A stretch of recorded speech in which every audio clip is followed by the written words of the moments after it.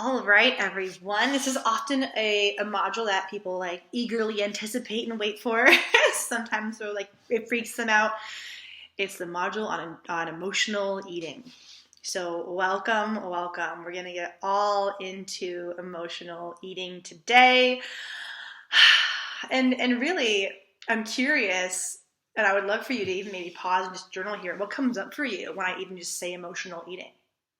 What judgments do you have around emotional eating? What's your experience been like with emotional eating? How you describe emotional eating?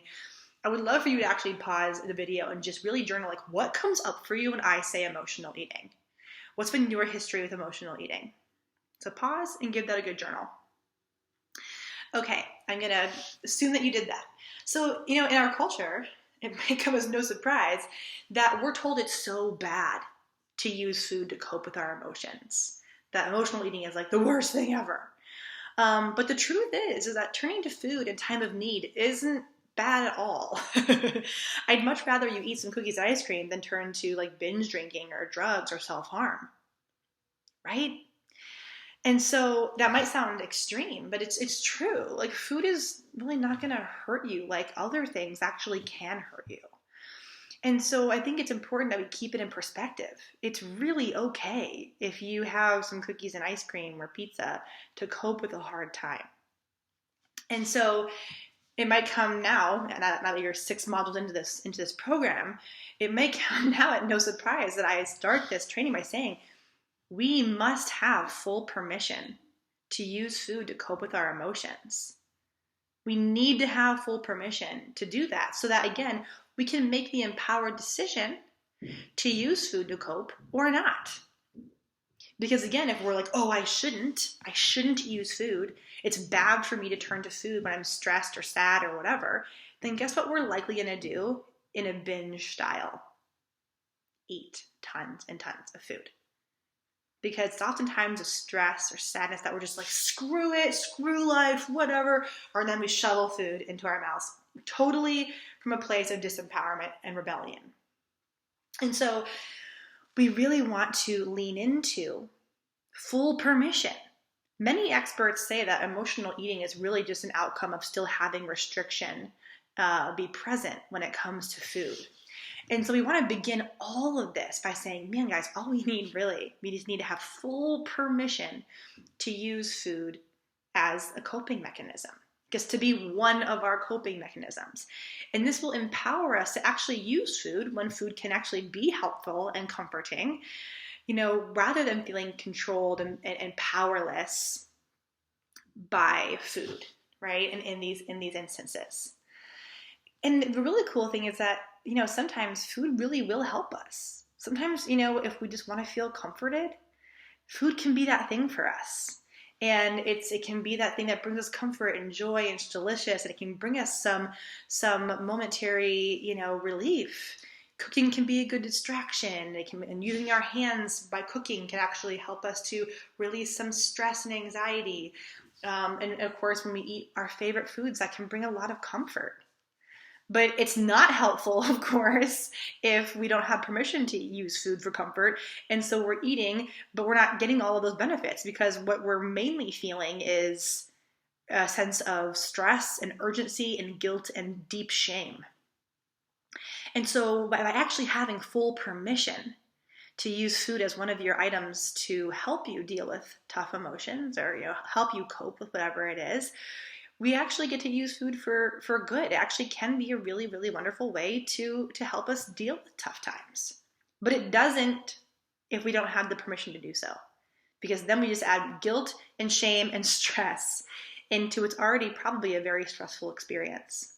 So we must start with full permission. You are allowed to use food. You are allowed to use food to comfort yourself, to deal with stress. You are allowed to. Absolutely. What we want to do today is just build upon that and give you a whole toolbox of different ways that you can cope with your many emotions. Because is food going to solve every problem? Hell no. But journaling isn't going to solve every problem either. Meditation won't solve every problem either. A bath won't solve every problem either, right? And so we have to have a variety of things to turn to when we are needing help. It's just like how if we only eat kale, it's not going to be healthy for us. If we only eat cake, it's not going to be healthy, right? We need a variety of foods to properly nourish our bodies. Well, we need a variety of coping mechanisms to adequately show up for the various emotions that we experience, so that we can really care for our mental and emotional and physical well-being. And so we're going to really work on two key questions that seem very simple, but are actually quite profound. These two questions that we want to get really good at asking ourselves is the first one, how am I feeling right now? And then what do I need right now? So first, how am I feeling? And then what do I need based on how I'm feeling? And sometimes, those questions can be hard to answer. And so I want to equip you with the tools to help you dial into your body and into yourself, because our emotions live inside us as physical sensations. So this is really a practice of becoming embodied, where we become really one with our bodies. We are living in our bodies, and we're becoming more attuned to our body sensations. In my homecoming program, we do a whole pillar on embodiment and diving so much deeper into really being in tune with our body's cues. But today, in this module, in this program, you're going to get a nice way to practice this as well. And so we're going to start with a simple technique called the mind-body-heart scan. It's a kind of guided meditation, and it will help you just to take a beat and to pause, to get into your body and to get curious of what's going on for you. I'm going to take you through a whole mind-body-heart scan right here. But know that you also have a separate recording that you can do on your own. And I'll also teach you how to do it without any recording, just to do it on your own as well. So of course, if you're driving or walking, to come back to this. Otherwise, find a comfortable seat. Close your eyes and take a deep breath in through your nose. And exhale out your mouth. And again, inhale. And exhale, using the breath to calm the body, calm the mind. Inhale, using the breath to come into this moment. And exhale, using the breath to come back into our bodies and into this moment. Breathe in a pace at a way that feels really good to you.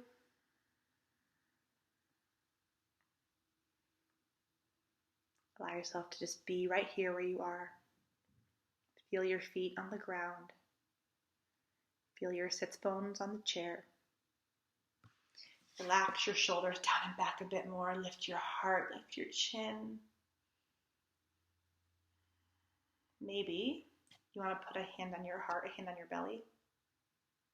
Or maybe both hands on your heart. Or maybe not at all.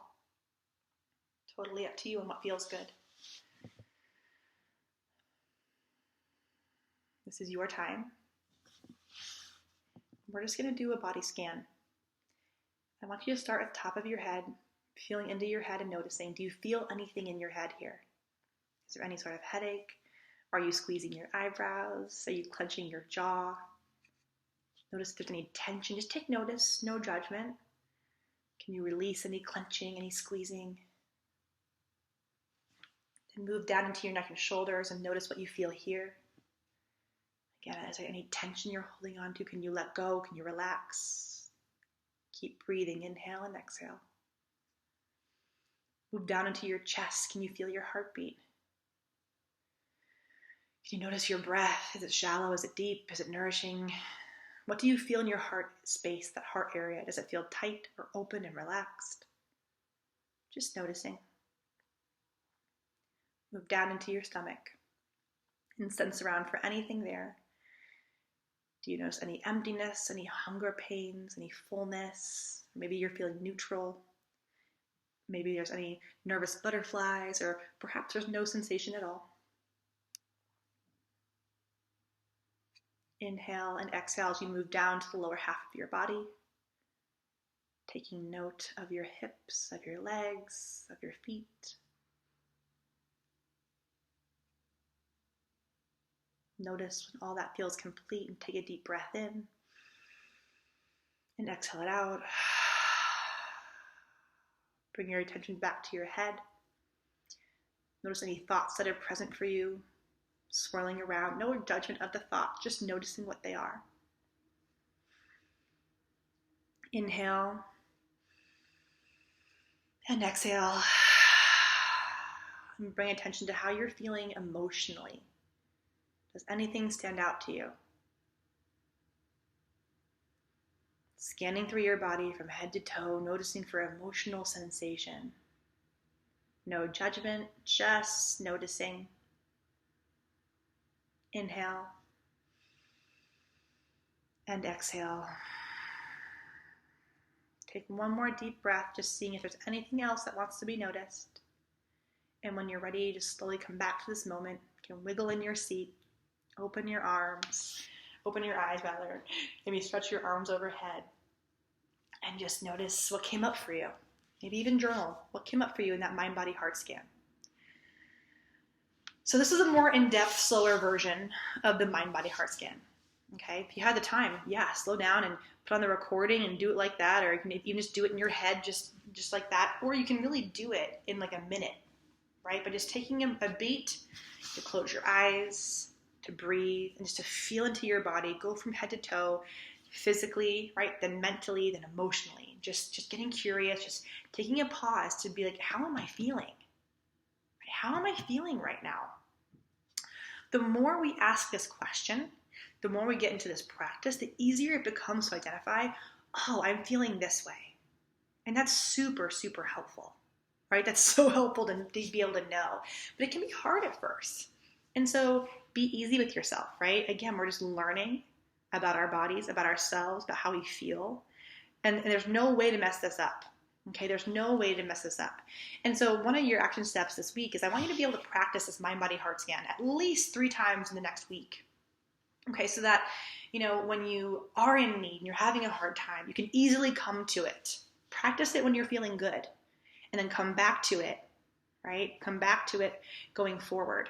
Come back to it when you're like, oh yeah, like I'm needing X, Y, and Z. Okay, great. So that's the mind, body, heart scan. It's a really wonderful way. It's a version of mindfulness, right? To really help you tune into your body, feel into your body, to get curious about how are you feeling. Our bodies hold all the answers, you guys. I promise you that.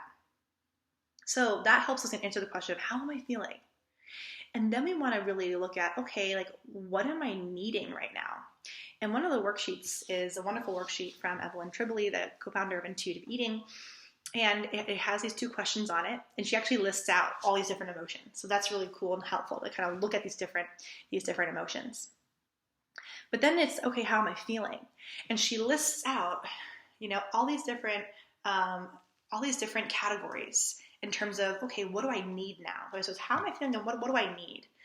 And I love that in the chart that she provides for what do I need, it has 4 different categories: distraction, support, dealing with the feeling directly, right? And self-care. And so here's the thing, right? We can't always deal with every feeling head on. Like, let's journal, let's do the therapy, let's do all the things right now. It's like, we can't always do that for every feeling. It's impossible. We would be totally overwhelmed. We'd be constantly drained. So sometimes we really do just like need a distraction.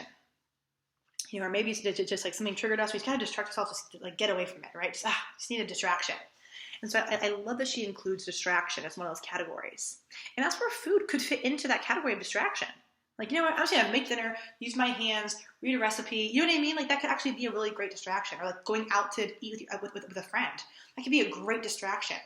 I just like had a hard day at work. I'm so stressed and angry about it. I just need to like forget it. I just need to like just distract myself. So you go out to eat with a friend and you laugh and you share food. That's great, right? So we see how distraction can actually be a way that for us to deal with some of these hard things. Sometimes that's all we need, just to like take a beat, step back, and just be distracted by something else. So that could be even things like changing your environment, watching a funny movie or like YouTube video, or listening to music, or going to a bookstore, or playing with your pet. It could be anything. And so I want you to add to this list. All right, what are things that you're like, oh, like when I like distraction, I like doing these things. What are those things for you? I definitely like going for a walk with my dog Maple. I definitely love playing board games. I definitely love to cycle. It's like, what are those things for you? And you're just like, I see a distraction. Add to that list. Curate your own list. The next category, of course, is getting support. And so support, we have things like calling a friend or emailing or texting a friend or talking to family or talking to a therapist. Maybe you have like a spiritual advisor or a coach. Like, hi, this community is here for your support, right? And so, okay, like what are the different networks? Who are the different people that you can turn to for support? Again, curate that list. Who are those people for you? What are those outlets for you? What are the different places that you can turn to when you need support? The next one, of course, is dealing with the feeling directly. So this is like, okay, I got to deal with this. Let's go. And so this, can be through things like journaling, really writing down what you're going through and processing it in that way. It might be listening to music or watching a movie that matches the feelings to just like feel the feels and like process and metabolize those emotions so we can then like let them go. Maybe it's writing a letter to somebody you're mad at that you'll never send, but you just get to like write it out, just like get it out of you. Maybe it's just sitting with that feeling for a few minutes and just really feeling it and breathing through it and allowing yourself to express that feeling. Maybe it's crying, maybe you yell, maybe you stomp your feet or punch a pillow or whatever it is. Maybe it's talking to your therapist or a coach, right? What are the ways that you really process and actually deal with the hardship directly? What are other things you could add to this list? You're the expert on you. What do you know are ways that you can deal with the feeling yourself? What are other things for you? And then the last category is self-care. And so here we can also put in food. Eating is self-care. So making your favorite dinner, that's a beautiful form of self-care. So eating gets to be one of these things that can just bring us comfort. When my grandma died, I made her meatballs. And I was like, oh my gosh, I feel so close and connected to my grandmother right now. And it was lovely and beautiful and wonderful. And it was really great. Maybe it's, having some alone time, taking a rest, a nap, going to bed earlier. Maybe it's journaling. Maybe it's meditating. Maybe it's going for a walk. Maybe it's watching your favorite show. Maybe it's seeing your friends. Maybe it's unplugging from your phone and your laptop. Maybe it's taking a bath. Maybe it's, all these different things. Like what is that for you? And you're just like, I just need to take care of myself. I just need some like me time. I just need to take care of myself. So what are those things? Maybe it's coming back to this program and doing a video. So what are things that that you love to do to take care of yourself? For me, I would add yoga to this list. I would add cycling to this list. Those are ways that I love to take care of myself. So we have this wonderful list, and you're going to curate your list. So you see that like food gets to be one of these items. But you have all the different things to pick from, so that when you're like, oh, I'm feeling really stressed, you can pull this out and be like, okay, what do I need? Distraction, support, to deal with it, talk to a therapist, just some self-care. And you can really pick out of the list and try one and see how it feels. And maybe like, yeah, that really worked. Or, it didn't. Okay, let's try this. Oh, that felt good. This is all, again, trial and error and you becoming the expert on you. And so it's how am I feeling and what do I need now? And so enjoy the mind, body, heart scan, you guys. Curate this list and make sure that you share with us what came up for you in this content inside the Facebook group.